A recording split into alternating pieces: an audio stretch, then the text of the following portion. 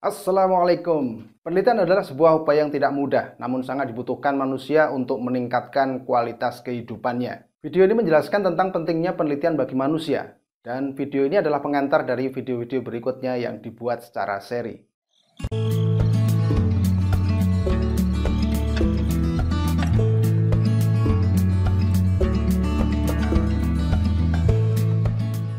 Saya Nugroho Putra. Di kanal ini saya akan berbagi hal-hal menarik tentang kehidupan di perguruan tinggi, termasuk kiat meneliti, menulis publikasi, teknik berbicara di depan publik atau masyarakat umum, dan tentu saja membahas sains yang berhubungan dengan pemanfaatan dan pengelolaan sumber daya hayati. Jika Anda baru saja menemukan kanal ini, pastikan Anda tekan tombol subscribe agar tidak terlewat mengikuti bahasan-bahasan menarik dari kanal ini.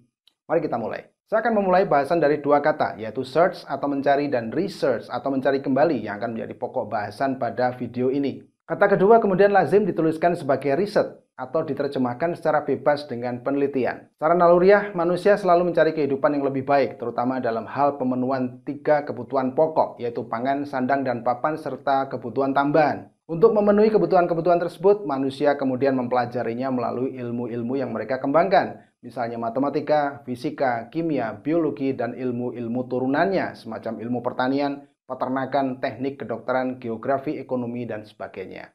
Dan sebuah upaya kreatif biasanya berawal dari sebuah masalah, keterbatasan, hambatan, atau ketidakmampuan. Nah, agar lebih jelas, mari kita lihat contoh berikut ini. Dahulu manusia bepergian ke tempat lain dengan berjalan kaki, atau jika cukup mampu, mereka memanfaatkan hewan, misalnya kuda, unta, atau sapi sebagai kendaraan atau tunggangan. Namun, jika jaraknya jauh, berjalan kaki itu tentu akan melelahkan dan tentu membutuhkan waktu yang tidak sebentar. Demikian pula halnya dengan menggunakan hewan tunggangan karena harus memberi makan mereka. Manusia kemudian mulai berpikir untuk menciptakan wahana atau kendaraan yang lebih praktis.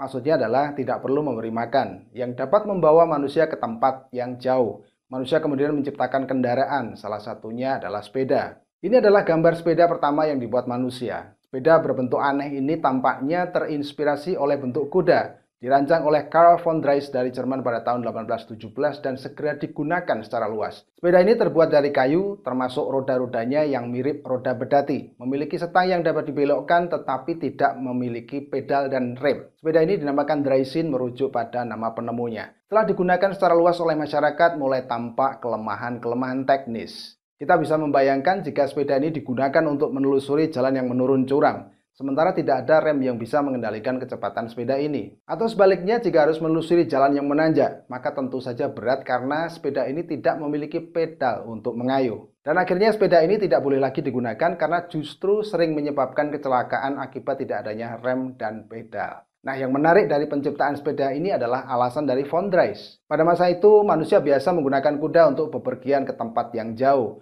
Namun kondisi saat itu menyebabkan banyak kuda yang sakit dan bahkan mati. Artinya, menggunakan kuda sebagai tunggangan dianggap mahal dan ribet. Oleh karena itu, von Drais menciptakan sepeda yang dianggap berfungsi mirip kuda, namun lebih murah karena tidak perlu menyediakan pakan. Namun upaya yang dilakukan oleh von Drais ini ternyata tidak memenuhi harapan manusia masa itu karena dianggap berbahaya, tidak praktis, dan tidak nyaman. Pada generasi berikutnya muncullah ide untuk menambahkan pedal pada sumbu roda depan. Jadilah sebuah sepeda yang disebut bone shaker karena bangunan rangkanya yang benar-benar kaku dan membuat tulang punggung si pengendara benar-benar tak nyaman. Selain tak nyaman, sepeda ini juga berat untuk dikayuh dan kecepatannya sangat tergantung pada kekuatan kaki si pengendara. Nah, bayangkan jika yang mengendarai sepeda tersebut berbadan tambun, pasti berat sekali mengayuh sepeda ini.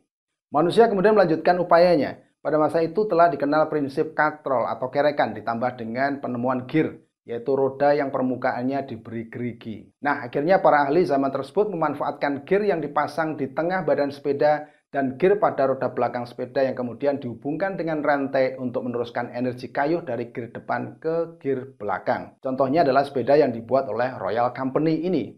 Meskipun belum sempurna karena tidak memiliki sistem pengereman yang mumpuni, tetapi sepeda ini lebih nyaman dikendari daripada sepeda bone shaker. Pedal yang diletakkan di bawah sadel akan menyalurkan tenaga kayuh ke gear belakang melalui rantai. Jadilah sepeda seperti yang kita kenal sekarang. Sepeda model baru ini sudah cukup nyaman dikendarai sehingga kemudian diproduksi secara massal. Meskipun demikian, manusia tetap belum merasa puas untuk menciptakan sepeda yang tidak hanya memenuhi fungsinya sebagai kendaraan, tetapi juga untuk keperluan lain, misalnya olahraga dan hiburan. Mulailah diciptakan sepeda balap dan sepeda gunung atau off-road seperti yang kita kenal sekarang. Untuk memenuhi kebutuhan kenyamanan, sepeda-sepeda modern dibangun dengan bahan rangka bodi yang kuat namun ultra ringan semacam karbon, titanium, dan aluminium. Jika kita cermati contoh di atas, maka upaya manusia untuk menciptakan sepeda yang nyaman sebagai pengganti hewan tunggangan yang dapat diandalkan merupakan upaya menemukan dan selalu diikuti upaya untuk memperbaiki temuan tersebut.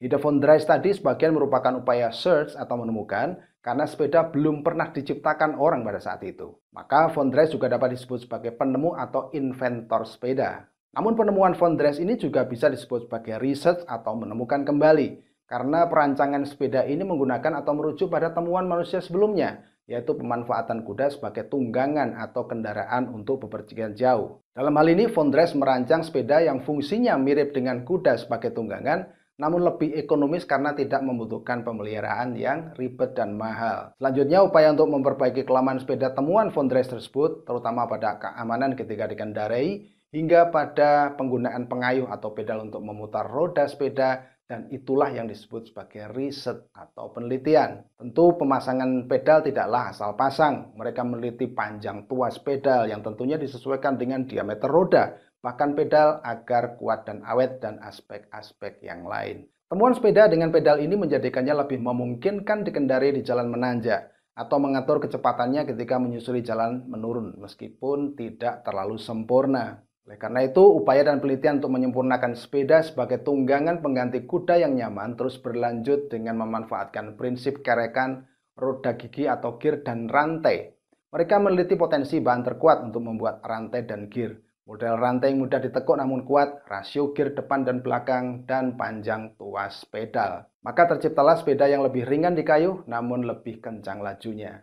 Upaya manusia tersebut ternyata tidak berhenti. Maka terciptalah sepeda dengan performa yang lebih baik, misalnya menggunakan kerangka dengan bahan yang lebih kuat namun ringan, rem dengan kemampuan yang lebih hebat, penambahan sistem persneling, penggunaan ban yang disesuaikan dengan medan, dan sebagainya. Nah, dari contoh tersebut tampak bahwa upaya manusia untuk menciptakan kehidupan yang lebih baik dan nyaman membutuhkan kreativitas, serta kemampuan untuk berpikir secara logis dan terarah dengan dipandu oleh metode-metode yang sudah dibakukan untuk mendapatkan temuan yang lebih baik dan sempurna. Oleh karena itu, penelitian juga didefinisikan sebagai sebuah upaya kreatif dan sistematis yang dilakukan oleh manusia untuk memperkaya pengetahuan atau memperbaiki temuan-temuan sebelumnya. Akhirnya, kesimpulan dari bahasan kita pada video ini adalah bahwa melakukan penelitian sebenarnya adalah sebuah proses pembelajaran dari temuan atau hasil penelitian sebelumnya, kemudian merancangnya kembali menjadi temuan baru yang lebih baik. Jadi, hasil yang didapat dari sebuah penelitian bukanlah sebuah hasil akhir yang tidak berubah,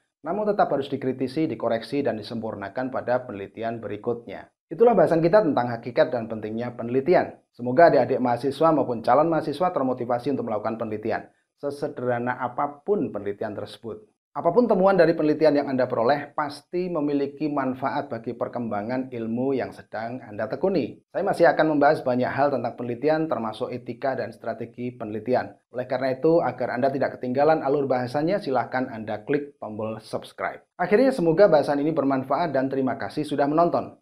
Salam sehat selalu, selamat belajar, dan jangan lupa untuk tetap bersemangat. Assalamualaikum.